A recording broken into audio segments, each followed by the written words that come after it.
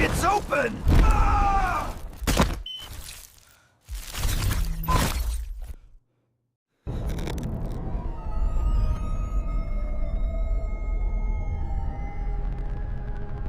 It was a lonely sort of freedom, those weeks adrift on the vast Pacific.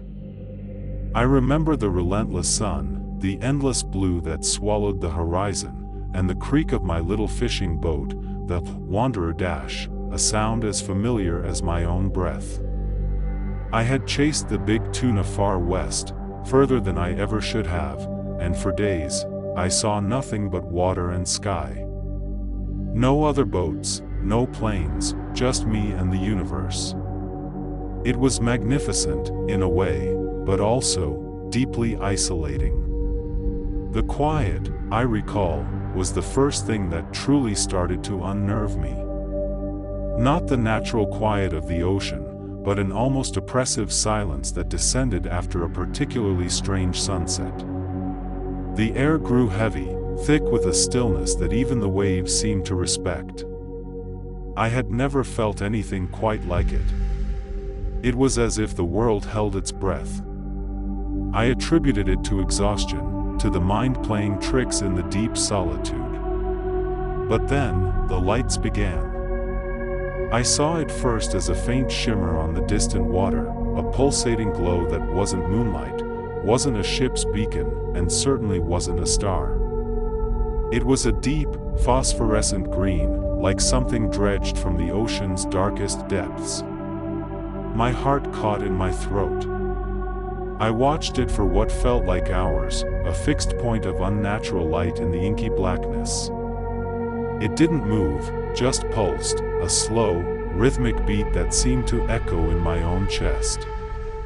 I tried to convince myself it was some bioluminescent phenomenon, maybe a massive school of glowing jellyfish, but a cold dread had already begun to settle in my stomach. The next morning, the light was gone. The ocean was back to its familiar, indifferent self. I spent the day checking my gear, trying to focus on my tasks, on the reality of my boat and the fish beneath me. But the image of that green pulse kept returning, a stubborn afterimage burned into my memory. That night, it was closer. Much closer. I remember gripping the gunwale, my knuckles white, as the green glow emerged from beneath the surface, a soft, diffuse light that illuminated the water around my boat. It wasn't a single point anymore, it was an aura, an underwater aurora that seemed to throb with a silent, alien life. I could feel it, a low thrumming vibration that resonated through the hull, through the very soles of my feet. It wasn't a mechanical sound, not an engine, but something organic, immense. Panic began to claw at me, a cold, sharp dread that twisted my insides. I wasn't alone out here. Whatever it was, it had found me. For 2 more nights, it shadowed me. I tried to move, to start the engine, but it sputtered and died each time I turned the key. My radio was just static. I was truly stranded, a tiny speck on an infinite blue, a moth drawn to a terrifying, beautiful flame. The green light became my constant companion, an unwelcome sentinel that filled my waking hours and haunted my restless sleep. I saw glimpses of immense shapes in the water, dark masses that moved with a fluidity that defied any known creature. They were too large, too wrong dash. My mind struggled to categorize them, but there was nothing in my experience that came close. I found myself whispering to myself, trying to rationalize, trying to pray, trying to stay sane. Then came the sounds. They started as low-frequency hums, almost imperceptible, just beneath the threshold of hearing. But they grew, slowly escalating into complex, melodic tones that resonated deeply within my bones. It wasn't music, not really, but a sequence of pure sound that seemed to bypass my ears and directly penetrate my thoughts.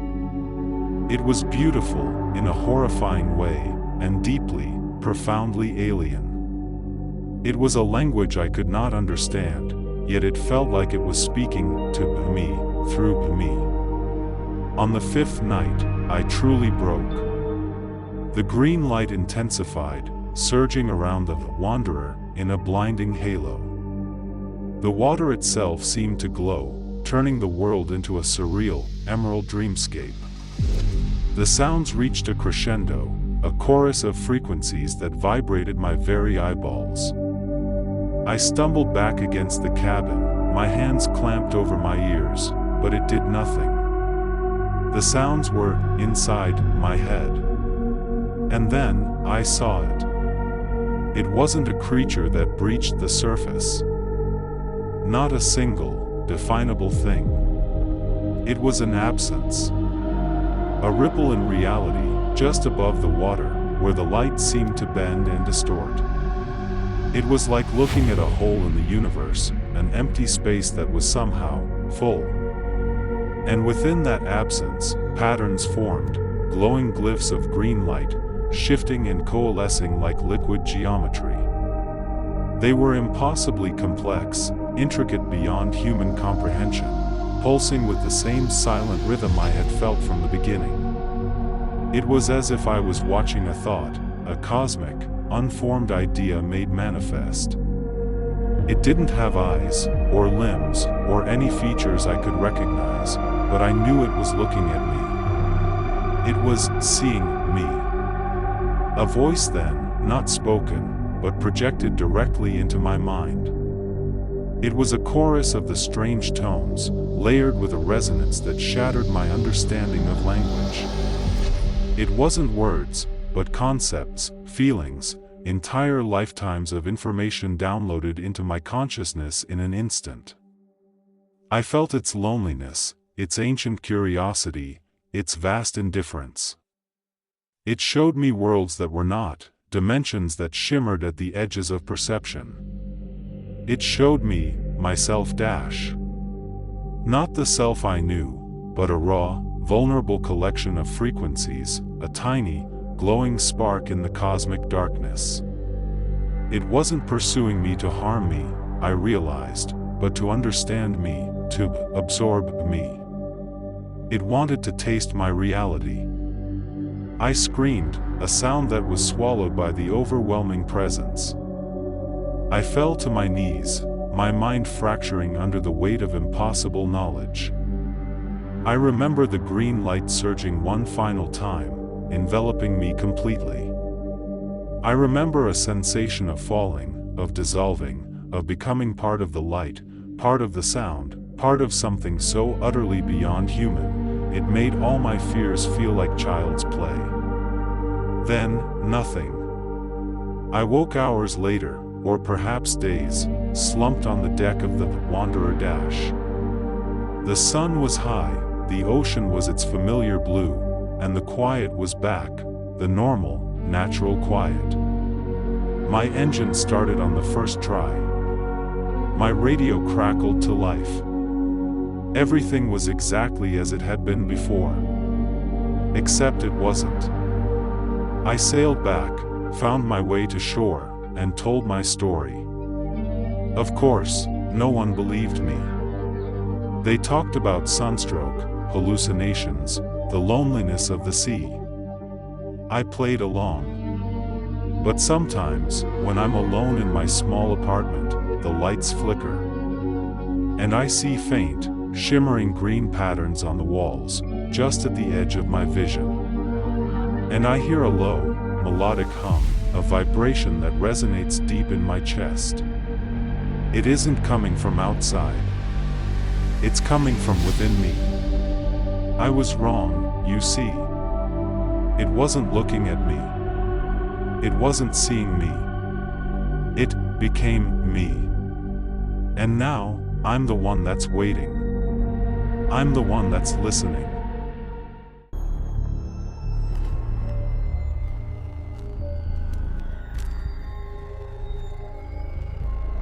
I don't remember the exact date, not anymore. The details blur, like smoke in a windstorm, but I remember the feeling, that cold, clinical dread that settled deep in my bones and hasn't left me since. It was late in 2023, just before the holidays, and I was making a solo drive from Phoenix up to Las Vegas. A long haul, especially at night.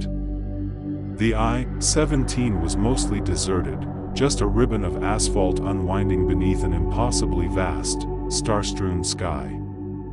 I remember thinking how beautiful it was. The kind of clear, unpolluted night sky you only get out in the middle of nowhere. I was tired, of course. Drained from a week of work, fueled by lukewarm coffee and the promise of a comfortable bed. The radio played softly, a forgettable country song, just enough noise to keep the silence from pressing in too close. I probably shouldn't have been driving, honestly. My eyelids felt heavy, but I was pushing through. That's when I saw it. At first, I dismissed it. Just another plane, I thought. Or maybe a distant satellite, glinting in the solar rays. It was high up, a single, unwavering point of light. But then, it moved. Not like a plane. Not like anything I'd ever seen. It zipped across the sky, stopped dead, then darted in another direction, too fast, too erratic. My fatigue evaporated in an instant, replaced by a sudden, sharp jolt of adrenaline. My eyes strained against the windshield, trying to make sense of what I was seeing. It seemed to brighten, pulsate, almost. And then, it began to descend. Slowly at first, then picking up speed.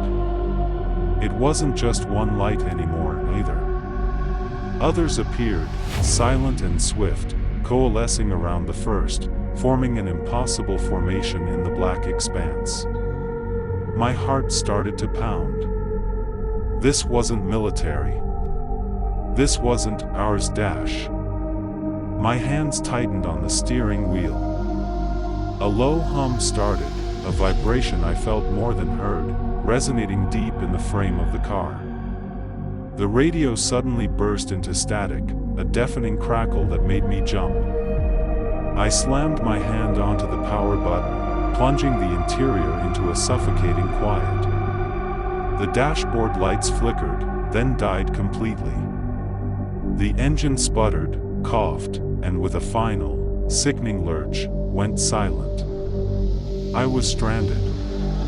In the pitch black. Somewhere in the middle of the Arizona desert. Panic began to bubble, thick and sour, in my throat. I fumbled for my phone, but the screen remained stubbornly dark. Dead. Just like the car. I looked up again, my breath catching. The lights were closer now. Much closer. They hung directly overhead, a silent, menacing cluster of brilliant white, impossibly bright, searing into my eyes. The hum was louder, a pressure against my eardrums, a vibrating wave that felt like it was tearing through my skull. Then, a sudden, blinding flash. A whiteout. A feeling like I was being ripped apart, stretched thin, pulled upwards by an unseen, irresistible force. And then, nothing. The next thing I remember, the sun was just beginning to peek over the distant mountains, painting the sky in soft hues of orange and pink. My car was pulled over to the side of the highway, engine off, keys still in the ignition. I was slumped in the driver's seat, head lolling against the window, a dull ache throbbing behind my eyes. I blinked, disoriented, the memory of the lights a faint, terrifying echo. How long had I been out? Where was I? The clock on the dash read 6:47 a.m. I had left Phoenix around 1 a.m. It should have been much, much earlier. Almost 6 hours.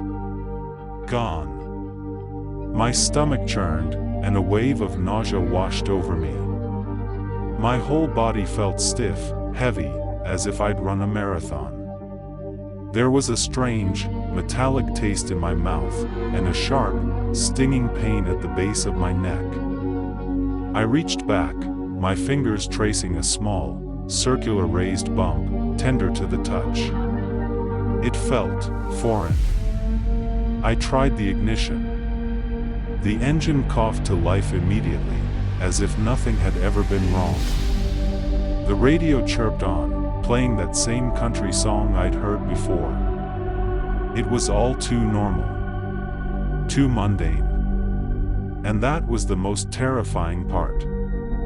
As I started driving, slowly, tentatively, my mind raced. Fragmented images flashed through my thoughts, not dreams, but memories, horrifyingly real. Clinical lights, too bright, too sterile. A cold table. The chilling feel of bare skin against polished steel. Tall, slender figures moving silently in my peripheral vision, their forms indistinct, shadowy, like something seen through frosted glass. A low, guttural murmur that wasn't language, but pure, unsettling sound. I remember the feeling of utter paralysis. Completely helpless. The metallic tang growing stronger in my mouth. And the instruments, long, impossibly thin needles. A sudden, searing pain in my inner wrist, as if something was being pushed beneath the skin. Not just pain, but a deep, invasive violation.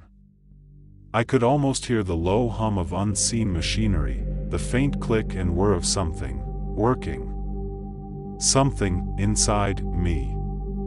I gripped the steering wheel so hard my knuckles turned white. My eyes darted to my inner left wrist. And there it was. A small, perfectly circular red mark, no bigger than a pea, just beneath the vein. It looked like a fresh, delicate burn, almost imperceptible unless you knew to look for it. A stark, undeniable confirmation that it hadn't been a dream. The drive home was a blur of growing paranoia. Every car behind me felt like it was following. Every distant star seemed to pulse with a silent, knowing energy. I avoided looking at the night sky for weeks, sometimes months. Sleep offered no escape. Nightmares of sterile rooms and shadowy figures plagued me, making me wake up in a cold sweat, my heart hammering against my ribs. I checked the mark on my wrist daily. It never faded. It never healed. It just stayed there, a tiny red sentinel. My paranoia became a constant companion, a dull ache that never truly subsided. I started noticing other things, subtle shifts. My hearing became sharper, almost painfully so. Colors seemed more vibrant, sometimes overwhelmingly so. I felt different. Changed. One night, a year or so later, the mark on my wrist began to throb. A deep, persistent ache, like a tiny heart beating beneath my skin. I held my wrist under a bright lamp, my hands trembling. The mark itself hadn't changed, but as I looked closer, angled it just right, I saw it. A minuscule glint. Almost microscopic. A sliver of something metallic, barely visible beneath the thin layer of my skin. And then, a memory, clearer than any other fragment, slammed into my mind. A voice. Not human, not animal. A resonant, emotionless whisper that felt like it echoed directly inside my head, bypassing my ears entirely. It was during the height of the terror, on that cold table. Monitoring successful, it had said. My blood ran cold. The paranoia wasn't just in my head. That little mark, that metallic glint, it wasn't a scar from the experiment. It was the experiment. They hadn't just taken something from me, they'd left something behind. And they were still watching. They always would be.